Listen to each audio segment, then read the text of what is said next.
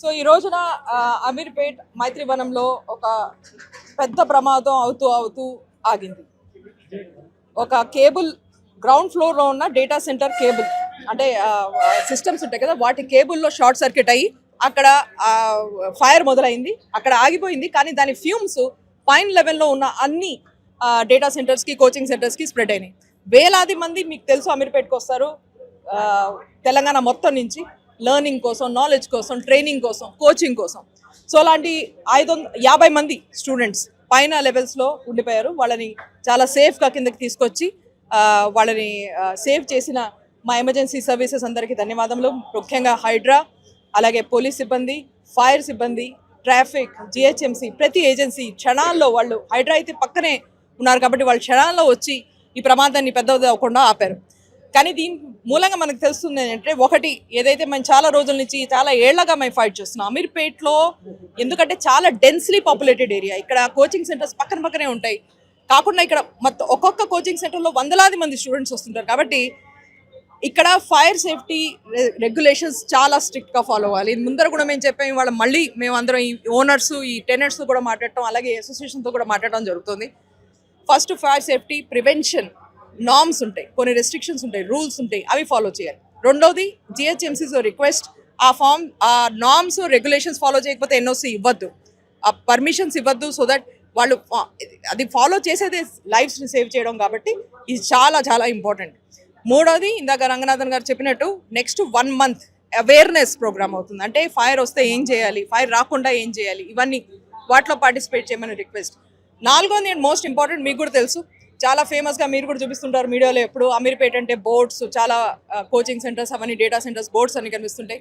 ఈ బోర్డ్స్ మూలంగా ఇవాళ పెద్ద ప్రమాదం అవ్వబోయింది. ఎందుకంటే ఆ పొగ బయటికి వెళ్ళలేక, అది కనుక అవుట్లెట్ ఉంటే అక్కడి నుంచి పొగ బయటికి వెళ్ళిపోయింది. కానీ బాల్కనీస్ని ప్యాక్ చేసి అక్కడ ఎదుర్కొన్న బోర్డులు పెట్టి ఆ పొగ బయటికి వెళ్ళకుండా ఉండడం మూలంగా చాలా ప్రమాదం అవ్వబోయింది.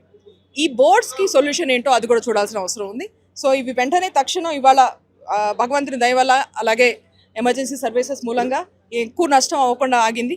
కానీ ఇది మళ్ళీ అవ్వకుండా చూడాల్సిన బాధ్యత మనందరికి, ప్రభుత్వానికి ఉంది, అలాగే ప్రతి సిటిజన్కి. ఇంకోటి ఇన్స్టిట్యూట్ పరంగా చూస్తే దాదాపుగా చాలా తక్కువ ప్లేస్ ఉంది, దాంట్లో 50 నుండి 60 మంది దాకా ఉన్నట్టు కూడా తెలుస్తా ఉంది. దాంట్లో 40 మంది పైన స్టక్ అయింది. కనీసం ఒకరు వెళ్తే కానీ ఇంకొకరు బయటికి రాని పరిస్థితి అక్కడ ఉంది. అంటే ఇలాంటి, అంటే ఈ ఒక్క ఇన్స్టిట్యూట్ అనే కాదు, మన హైదరాబాద్ లో చాలా ఉంది. వాటిపైన మీరు ఏమన్నా తెలంగాణ గవర్నమెంట్ ఖచ్చితంగా నేను హెచ్చరికగా ఏమన్నా అందరి మంత్రివర్యులు అందరితో టచ్ లో ఉన్నాం. గవర్నమెంట్ కి బ్రీఫ్ చేయడం కూడా జరిగింది, ఏమవుతుంది ఎక్కడ, దానికి ఏ రకంగా మనకి ప్రాబ్లమ్ సాల్వ్ చేయాలో చెప్తున్నాను కదా. ఈ 4-5 పాయింట్స్ ఉన్నాయి, వీటి మీద ఖచ్చితంగా నెక్స్ట్ 1 month లో సొల్యూషన్ వస్తుంది.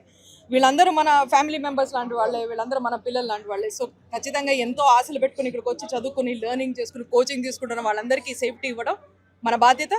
ఆ బాధ్యత ప్రభుత్వాన్ని ఉంది, కరెక్టే. అలాగే ఇక్కడ నడిపిస్తున్న కోచింగ్ సెంటర్ నడిపిస్తున్న టెనెంట్స్ది, కోచింగ్ సెంటర్ ఓన్ చేస్తున్న ఓనర్స్ది, ఇక్కడ ఎంత అమీర్పేట్ కోచింగ్ సెంటర్, ఈ డేటా సెంటర్స్ అసోసియేషన్ ఉంది, వాళ్ళది కూడా ఈ రెస్పాన్సిబిలిటీ. ఇంకోటి ఇక్కడ రెస్టారెంట్ కూడా మనం చూసుకోవాలి. ఎందుకంటే పైన ఒక ఇన్స్టిట్యూట్ అనే కదా, రెస్టారెంట్ వచ్చేది సమ్మర్ కాబట్టి మరి ఏదైనా ఫైర్ అయ్యే అవకాశాలు చాలా ఉన్నాయి. బ్యానర్లు కూడా ఎక్కువ ఫైర్ కి ఇంకా చాలా దోహదపడతాయి కాబట్టి వీటిపైన, రెస్టారెంట్ పైన ఏమన్నా ఖచ్చితంగా మీరు చెప్పిన ఒక్కొక్క పాయింట్ ని మనం ఇక్కడ ఒక్కొక్క ఇష్యూని దాన్ని అడ్రస్ చేయడం జరుగుతుంది.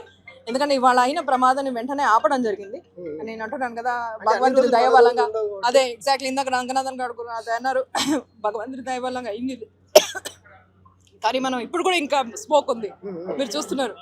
అలాంటప్పుడు ఏ పరిస్థితిలో ఉండేనో పైన మీరు ఆలోచించాలి. చెప్తున్నా కదా, తలస్థాన శ్రీనివాస్ యాదవ్ కూడా వచ్చి ప్రభుత్వం చాలా లేట్ గా స్పందిస్తుంది, చాలా ఇష్యూస్ జరుగుతున్నాయి, అన్నిటి కూడా ప్రభుత్వం మూల్యాంకనం చెల్లించుకోవాలని చెప్పేసి మాట్లాడుతుంది. మరి 10 ఏళ్లగా వాళ్ళు ఉన్నారు కదా, ఏం చేసి చూపించారు? 10 ఏళ్లగా వాళ్ళు ఉన్నారు కదా, ఎప్పుడైనా ఆపారా? ఇవన్నీ నార్మ్స్, పర్మిషన్స్ ఇచ్చింది ఎవరు? బీఆర్ఎస్ వాళ్ళు. ఇక్కడ కార్పొరేటర్స్ ఎవరు?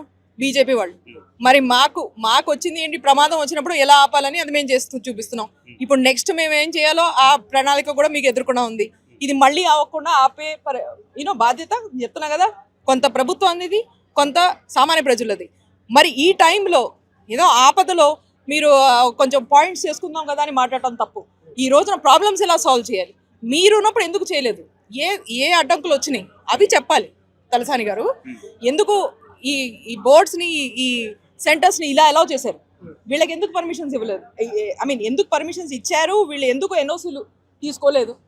వీటి గురించి మీకేమైనా ప్రాబ్లమ్స్ వచ్చినాయి ఆ టైంలో మీరు ఎందుకు చేయలేకపోయారో మీ అసమర్థతకి కారణం చెప్పాలి కారణం ఈ రోజున సో దట్ మేము we can take necessary steps but మేము వీఆర్ కమిటెడ్ అండి మేము ఖచ్చితంగా దీన్ని సాల్వ్ చేస్తాం thank you very much thank you ఎన్నికలో ఎప్పుడు కూడా సేఫ్టీ మెజర్స్ అయితే ఫైర్ సేఫ్టీ మెజర్స్ ఎక్కడ కూడా ఫైర్కి కావాల్సిన ఎక్విప్మెంట్స్ పెట్టడం జరుగుతుంది. ఓకే, అట్లీస్ట్ సంవత్సరానికి ఒకసారి వీళ్ళు లైసెన్సెస్ కానీ ట్యాక్సెస్ కానీ బోర్డ్స్కి పర్మిషన్స్ తీసుకున్నప్పుడన్నా వీళ్ళు వెరిఫై చేయాల్సిన అవసరం ప్రభుత్వానికి ఉంది. అది గత ప్రభుత్వం అన్నా అవనివ్వండి, ఈ ప్రభుత్వం అయినా చాలాసార్లు మేము ఇంటిమేట్ చేయడం జరిగింది. బోర్డ్స్ గురించి కూడా మేము చాలాసార్లు చెప్పాం. అంతకుముందు సోమేష్ కుమార్ గారు ఉన్నప్పుడు ఒకసారి మేము కామన్ సిటిజన్గా ఒక కార్యకర్తగా వెళ్ళి మేము కంప్లైంట్ చేస్తే ఆ టైంలో రియాక్ట్ అయ్యి వచ్చినప్పుడు బోర్డ్స్ అన్నీ కూడా మేము ఫుల్ బోర్డ్స్ ఉండేవి, బాల్కనీస్ క్లోజ్డ్ ఉండేవి.